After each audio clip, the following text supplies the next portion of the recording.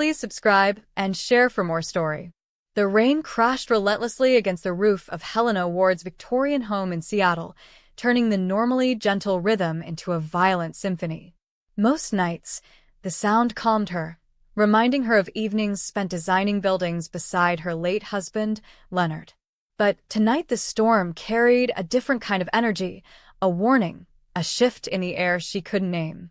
She had returned early from a charity gala, her head throbbing with a migraine sharp enough to blur her vision. She slipped off her shoes, feeling the cool hardwood beneath her feet, and walked slowly toward the kitchen to find her medication. That was when she heard it, a deep, familiar laugh drifting from her library. It wasn't just any laugh. It was Adrian's. Her son's voice, once her favorite sound in the world, echoed with a tone she had never heard before, sharp, amused, cruel. Helena froze, the shadows of the hallway wrapping around her as she leaned closer to the library door. She heard Adrian speaking, his voice filled with smug triumph.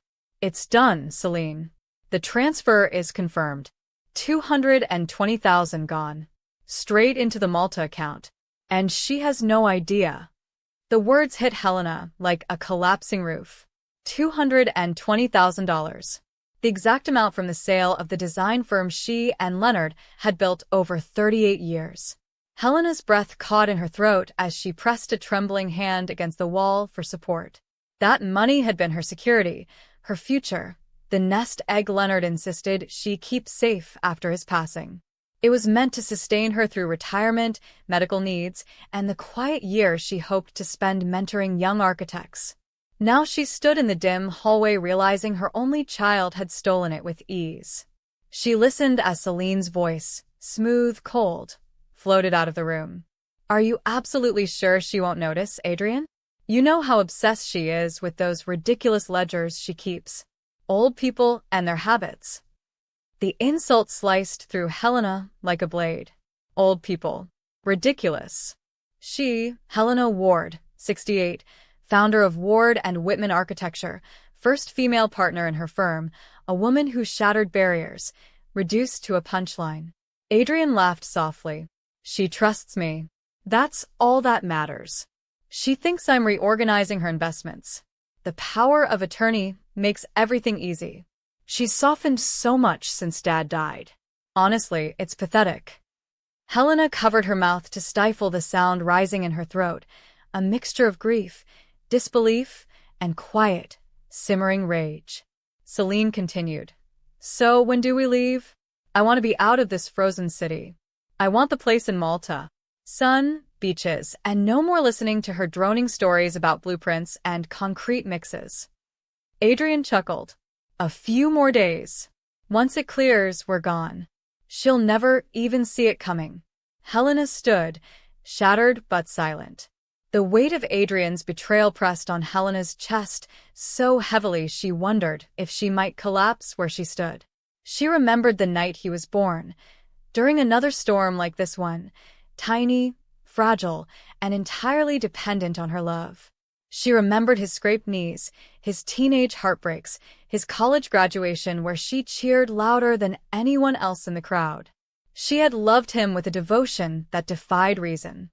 But standing there now, listening to him and Selene mock her so casually, Helena realized she had ignored countless red flags. His entitlement, his half-hearted attempts at jobs, the expensive gifts Selene paraded around the house, even though neither of them worked consistently. She felt her world tilting, breaking. But as an architect, she knew panic was a luxury she couldn't afford. Precision saved buildings. Precision would save her now. If she confronted them without evidence or a plan, they would twist the truth, accuse her of confusion, of aging, of losing her grip on reality. Adrian held her power of attorney. Legally, he controlled everything. They could claim she was incompetent, force her into guardianship, strip away not just her money, but her freedom. Helena swallowed her pain and stepped backward, every footfall a deliberate measurement. She slipped on her coat, grabbed her purse, and slipped out into the rain-soaked night. The cold rain hit Helena's face the moment she stepped outside, mingling with the tears she had held back. She walked briskly to her car, parked down the street, her hands shaking so violently she dropped the keys twice before getting the door open. She drove without direction, the wipers barely keeping up with the storm. Her thoughts spiraled, memories, regrets, fury. She whispered Leonard's name once, as if hoping he might somehow guide her. But grief could not save her. She needed someone alive, someone sharp, someone who could fight. A name surfaced: Marjorie Kane. Marjorie, the fearless former federal prosecutor turned private legal consultant. They had met in law school decades ago before Helena changed careers. Their bond survived marriages, deaths, and distance. Helena swerved into a gas station lot and grabbed her phone. It was late, past 10, but Marjorie was notorious for her night owl habits. "Helena?" Marjorie answered, her smoky voice instantly alert. "Why are you calling at this hour? Don't tell me you finally agreed to join me in Las Vegas." Helena's voice cracked. "Marjorie, I need help. It's Adrian." Silence, sharp, controlled silence, filled the line. Then Marjorie's voice cut through like steel. "Where are you? Are you safe?" "In my car," Helena whispered. "I heard them. Adrian and Selene, they stole the money. All of it." Marjorie inhaled sharply. "Drive to my condo. Now. Don't go home. And whatever you do, don't let them know you know." 30 minutes later, Helena stood inside Marjorie's sleek penthouse overlooking downtown Seattle. Marjorie handed her a glass of bourbon and sat across from her, eyes sharp, hands still. "Start from the beginning," she said. Helena recounted everything: the offshore transfer, the cruel laughter, the mocking insults about her age, the plan to flee. Marjorie listened without interrupting, but her jaw tightened with every detail. When Helena finished, Marjorie stood and paced to the window. Rain streaked across the tall glass panes, mirroring the turmoil inside. "That little parasite," she muttered. "After everything you gave him. The tuition. The failed business ventures. The down payment on his condo he never paid back. And Selene, she's always been a snake." Helena swallowed hard. "He's my son, Marjorie. And that," Marjorie said sharply, turning to face her, "is exactly why he thought he could get away with it." She sat beside Helena and took her shaking hands. "Listen to me. This isn't some petty family fight. This is financial exploitation of an elder. This is grand theft. And because the transfer crossed borders, this is federal." Helena's face crumpled. "I don't want him in prison." "You didn't want your money stolen either," Marjorie replied softly. "You didn't want to be betrayed. But here you are." Helena wiped her eyes. "What do I do?"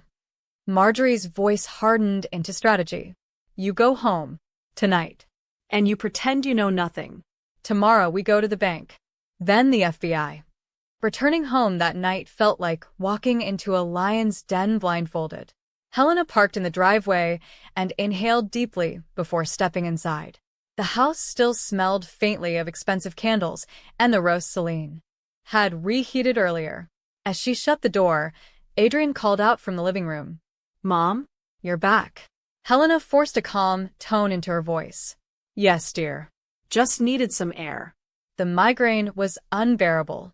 Adrian appeared in the hallway holding a half-empty glass of wine, Selene slinking behind him like an elegant shadow. He looked her over carefully. "A drive in this rain? That's dangerous, Mom." Helena offered a strained smile. "I know, but I needed to clear my head." She walked into the kitchen and poured herself water, hiding her trembling hands. "Did you two have a quiet evening?" Selene smiled, her voice dripping honey over venom. "Oh yes. Just browsing some vacation homes. Somewhere warm. We thought maybe you'd like to join us on a winter trip." Helena nearly choked on her water.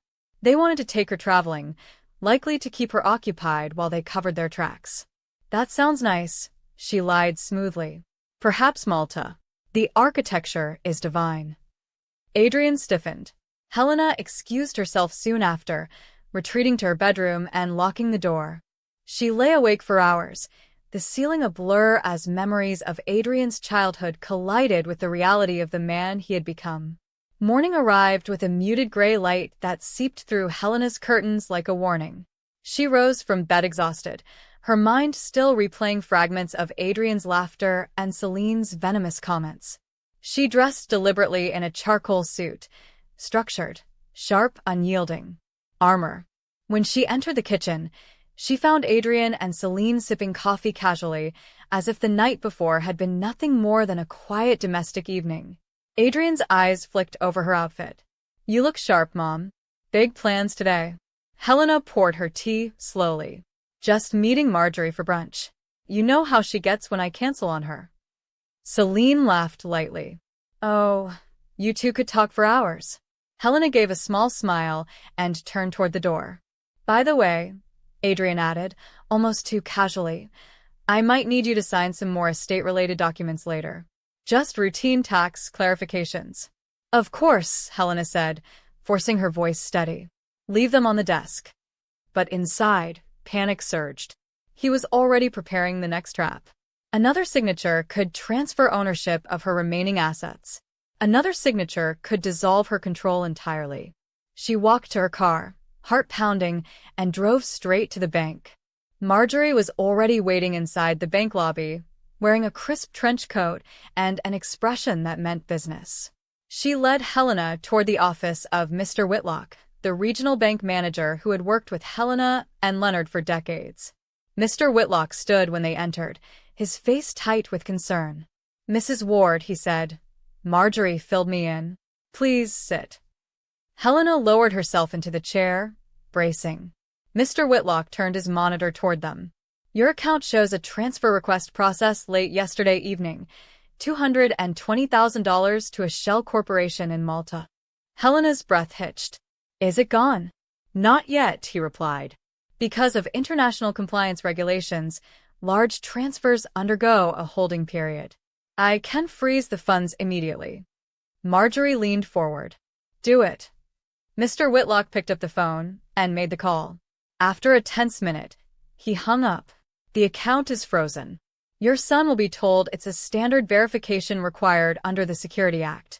It should buy us 48 hours. Helena's shoulders sagged with relief. "Thank you." "But," Mr. Whitlock added, his voice darkening, "to reverse the wire completely and pursue charges, you'll need a formal report. This is fraud. And, because it involves foreign accounts, you'll need the federal authorities." Marjorie nodded. "We're going straight to the FBI." Helena stared at the frozen transaction on the screen. Her life's work distilled into numbers and stolen out of greed. The federal building felt cold and sterile, the air thick with the weight of stories like hers, betrayal, deception, crimes committed behind closed doors. Helena sat rigidly in the interview room, clutching a cup of untouched water as Agent Rowan, a calm man with perceptive eyes, reviewed the documents Marjorie provided. After a long silence, he shut the folder. "Mrs. Ward, I'm very sorry, but you came in time. If that wire had cleared, recovering it would have been significantly harder." Helena's voice trembled. "I never imagined my own son." Agent Rowan leaned forward. "Unfortunately, financial abuse by family members is more common than people think. But your son and his wife didn't just misuse authority. They planned an international laundering scheme."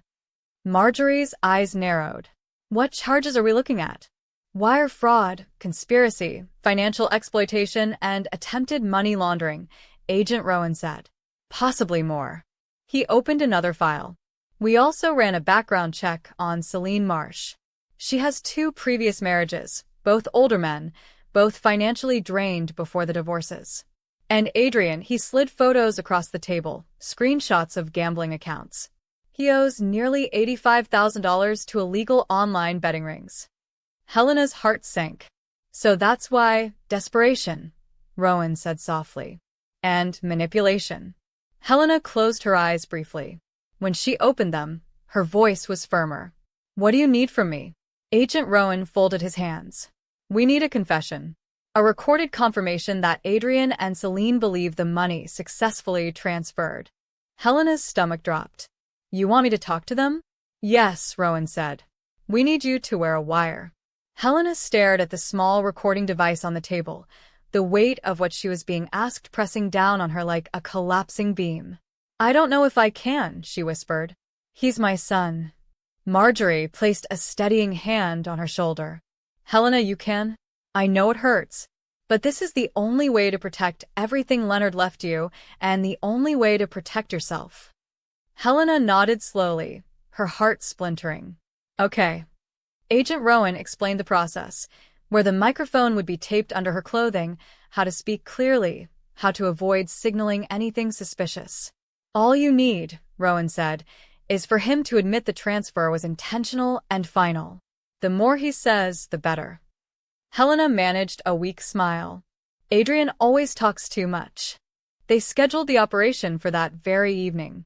As they prepared her, Helena felt a strange mix of terror and resolve. She thought of Leonard, how fiercely he protected her, how proud he was of her intelligence. She thought of the decades spent building a firm brick by brick. She thought of the boy she raised, who once brought her hand-drawn cards saying, "I love you, Mom." She swallowed hard. "Let's do this," she whispered. That evening, Helena returned home with the microphone secured beneath her blouse. Marjorie and Agent Rowan waited in an unmarked van. Down the block, listening through earpieces. The weight of their presence steadied her. She cooked dinner, a roasted herb chicken Adrian loved, and set the table as if nothing were amiss. Her hands shook only once, when placing the wine glasses. Adrian and Selene came downstairs just as she began plating the food. "Wow," Adrian said brightly. "You're spoiling us tonight." Helena smiled, though it felt brittle. "Thought we could all use a warm meal." They sat. Selene poured wine, her eyes glittering with practiced charm. "So, Helena," she said lightly, "how was brunch with Marjorie?" "Lovely," Helena replied. "We talked about investments, actually." Adrian stiffened slightly but forced a smile. "Oh." Helena cut into her chicken. "Well, something strange happened today. I logged into my account and noticed the balance was lower than expected." The room went still, exactly as Agent Rowan had predicted. Adrian swallowed. "Lower? That's odd. Must be a system update." Helena kept her voice steady. "Possibly. But I also noticed a transfer. To a business in Malta." Selene's fork froze midair. Adrian's eyes hardened for a split second, then softened back into a lie. Adrian cleared his throat, playing innocent. "Mom, I told you. I moved your funds to a high-yield overseas bond. Better return. Lower risk. It's all legal. You signed the authorization." Helena tilted her head. $220,000 is a lot to move without mentioning it. Adrian gave a reassuring chuckle. "Standard procedure, Mom.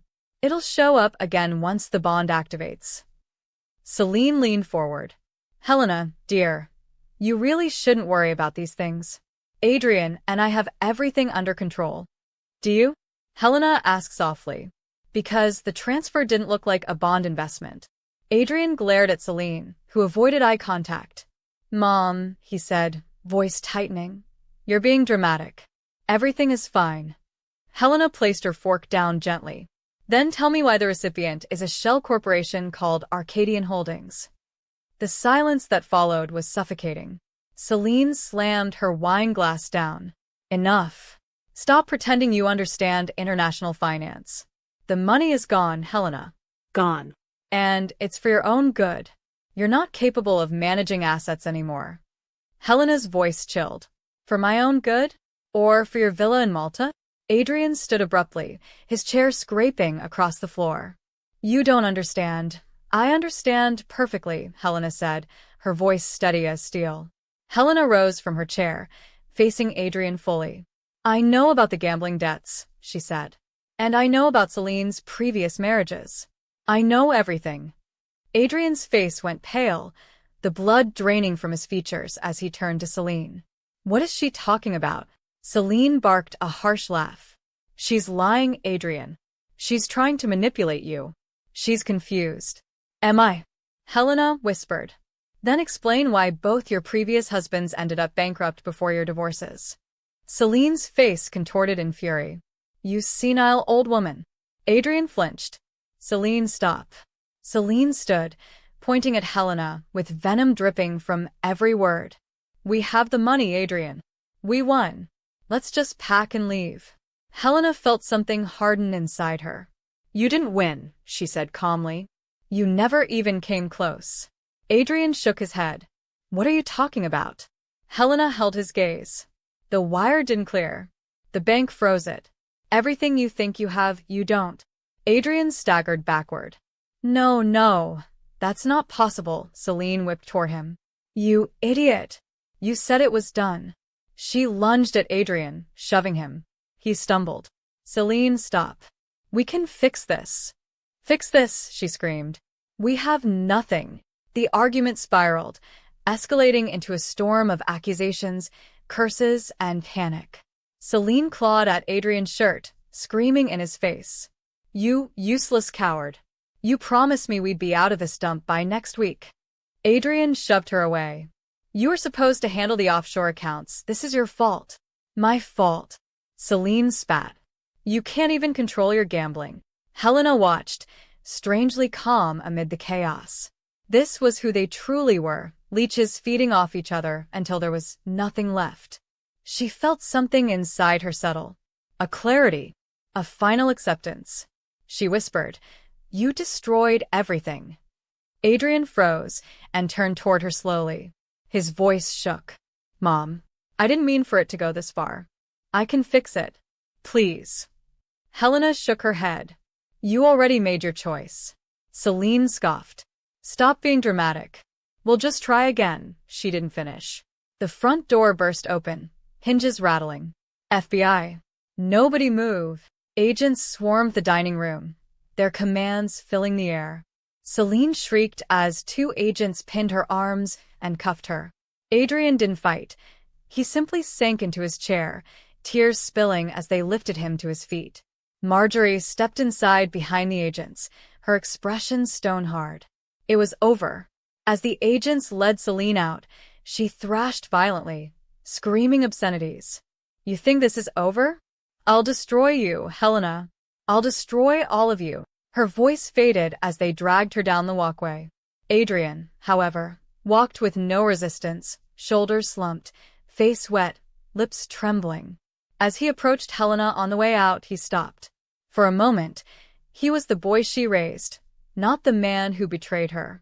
Mom, he whispered, voice cracking. Please help me. Don't let them take me. I'm your son. Helena felt her heart break and mend in the same breath. She reached out, touching his face gently with the back of her fingers. Adrian, she murmured, I helped you. I stopped you from ruining your life further. That is the last thing I can do for you. His knees buckled with a sob, but the agent steadied him, guiding him out the door. Helena stood motionless as the squad car doors slammed shut. The flashing lights illuminated her home, the place she had built with Leonard, now forever changed. Marjorie approached her, placing a firm arm around her shoulders. It's done, she said quietly. Helena nodded, numb. The storm inside her had finally broken. The weeks that followed dragged on like endless winter nights. Helena endured interviews, meetings, document reviews, and emotional examinations from prosecutors. The trial, when it finally came, was swift but agonizing. The recording from the dinner, Adrian's confession, Selene's outburst, was undeniable. Selene received 14 years for fraud, laundering, and prior offenses discovered during the investigation. Adrian, due to his cooperation and lack of criminal history, received 4 years. Helena didn't attend the sentencing. The thought of seeing Adrian in an orange jumpsuit was too much for her heart to bear. Instead, she sat with Marjorie at home, waiting for the phone call that confirmed the judge's decisions. When Marjorie read the sentence aloud, Helena let out a long, shuddering exhale. Relief, grief, closure, all intertwined in a knot she could barely untangle. Over the following months, Helena sold the Victorian house. Every corner held a ghost, memories of Leonard, of Adrian, of laughter now soured. She purchased a modern condominium overlooking the Sound, elegant and minimalistic. A space that felt like a rebirth rather than a reminder. She resumed consulting part-time for young architects, finding a strange comfort in guiding new minds. It was during one of her support group meetings, designed for victims of financial abuse, that Helena met Edgar Cole, a retired music teacher with a gentle voice and sad eyes. He had been swindled out of his savings by a nephew he trusted. Their conversations flowed easily, like two people who understood each other's silent wounds. They met for coffee often, sharing stories of their pasts. Edgar told her about the orchestra he once directed, how music had been his sanctuary. Helena shared memories of Leonard, of building her firm from scratch. One rainy afternoon, Edgar admitted, "I used to think I was a fool. But hearing your story makes me realize we weren't fools. We loved the wrong people too much." Helena smiled faintly. "Love makes architects of illusions," she said softly.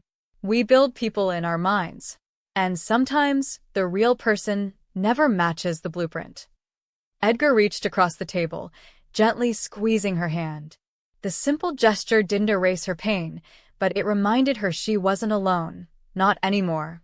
A year later, on a quiet morning, Helena found a letter slipped under her door. The handwriting was unmistakably Adrian's, slanted, hurried, familiar. She carried it to the window overlooking the silver water and hesitated. Part of her wanted to throw it away unread. But the maternal thread woven into her soul tugged at her. She opened it slowly. "Dear Mom," it began, "I don't expect forgiveness. I don't expect a reply. Being here has forced me to look at myself honestly for the first time. I realize now what I became. And I hate it. I am sorry, not because I was caught, but because I broke your trust, the one thing you gave me freely from the day I was born." Helena's eyes filled. The letter continued. "I'm working in the prison library. Strange how books make me think of you. Of the smell of old paper in your office. I think about the buildings you designed, how much pride you carried. I wish I had inherited your strength instead of your generosity. I hope you're well. I hope you're happy. I hope one day you'll think of me without pain. Love, Adrian." Helena folded the letter carefully and placed it in her drawer alongside old photos. Adrian as a toddler covered in paint, Adrian holding a trophy, Adrian hugging Leonard on his 50th birthday. She didn't reply to the letter. She wasn't ready. Healing, she had learned, wasn't a doorway. It was a long hallway with many turns. Instead, she walked to her balcony and looked out over the water, feeling the breeze lift her hair. She whispered, "Someday." Not forgiveness, not yet, but someday. As weeks turned into months, Helena found herself rediscovering pieces of her identity she had forgotten. She attended architecture showcases. She hosted workshops. She reconnected with friends. And through it all, Edgar remained by her side, patient, gentle, present. One evening, while watching the sunset, Edgar said quietly, "You saved yourself, Helena. Some people never manage to do that." Helena exhaled slowly. "I had no choice." "Choice," Edgar corrected, "is exactly what you had. And you chose courage." She didn't reply, but she knew he was right. One rainy afternoon, fitting, she thought, Helena visited Leonard's grave for the first time in months. She brought lilies, his favorite, and brushed the leaves from the engraved letters. "I hope you would be proud," she whispered. "I hope you'd understand why I did what I did." A soft wind rustled the trees. She knelt, closing her eyes. "I lost him, Lenny," she whispered. "I lost our boy. But I found myself again. And I think you would have wanted that." Helena stayed for a long time, letting the rain patter gently against her coat. When she finally stood, she felt lighter, as though she had placed the burden somewhere it belonged. That evening, she cooked a simple dinner and sat by her window, sipping warm tea. Life, she realized, had not ended. It had merely changed shape. She was learning to live in a new blueprint. In the following months, Helena grew closer to Edgar. They attended concerts, dinners, and long afternoon walks by the waterfront. Edgar never pushed her, never asked for more than she could give. He simply stood beside her, offering quiet companionship. One evening, after a performance at the Symphony Hall, Edgar walked her to her door. "Helena," he said softly, "I want you to know something. You are one of the strongest women I've ever met." She smiled faintly. "Strength isn't always a choice." "Maybe not," Edgar replied, "but survival is." Helena looked at him then, really looked at him, the gentle lines around his eyes, the patience in his posture, the sincerity that radiated from him. And for the first time in a long time, she felt something warm bloom in her chest. Not love, something quieter. Something like hope. One morning, Helena attended a seminar for young architects. She spoke about resilience, integrity, and the importance of designing structures that outlast storms. Afterward, a young woman approached her. "Mrs. Ward, your story today, it gave me strength. My family doesn't support my dream, but hearing you speak makes me believe I can still build something meaningful." Helena felt her throat tighten. She placed a gentle hand on the young woman's shoulder. "You can," she whispered, "and you will." That moment stayed with her for days. She realized she wasn't just rebuilding her life, she was helping others build theirs. Leonard would have been proud. Adrian, she hoped one day he would be proud too. As seasons passed, Helena found her balance again. She created new routines, embraced new friendships, and carved out spaces of joy where pain used to live. Every once in a while, she would reread Adrian's letter, never with bitterness, but with reflection. She imagined him in the prison library, sorting books, learning discipline the hard way. She wondered if he understood the magnitude of what he had done, not just legally but emotionally. Betrayal, she realized, wasn't about the money. It was about the fracture of trust, the breaking of something sacred. But even fractures could be studied, learned from, and eventually healed. Architects understood damage better than most. Helena returned to her consultancy full-time, mentoring a new generation of women entering architecture. Her workshops filled quickly, her guidance sought eagerly. She felt useful again, alive again. One day, while reviewing a young architect's blueprint, Helena smiled and said, "Your foundation is strong. That's the most important part." The young woman grinned. "Just like yours." Helena paused, touched by the sincerity of the comment. Yes, she thought her foundation was strong, stronger than she had ever realized. And no amount of betrayal could demolish that. Pain could crack her, shake her, leave deep scars, but her core held firm. On a crisp autumn evening, Helena stood on her balcony with a cup of tea, watching the ferries glide across the shimmering water. She breathed deeply, feeling an unfamiliar but welcome sense of peace. She whispered to herself, "I survived." The city lights reflected in her eyes as she remembered the storm from a year ago, the night everything shattered. And yet here she stood, rebuilt, reinforced, renewed. She wasn't naive anymore, but she wasn't hardened either. She was balanced, steady, wiser, and free.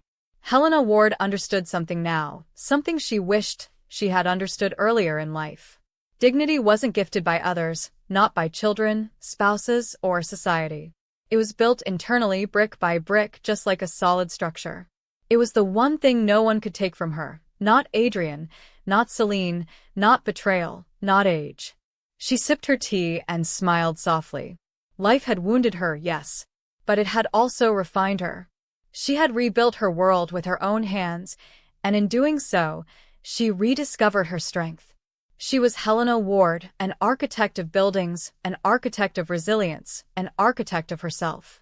The storm had passed, leaving behind a stronger structure than before.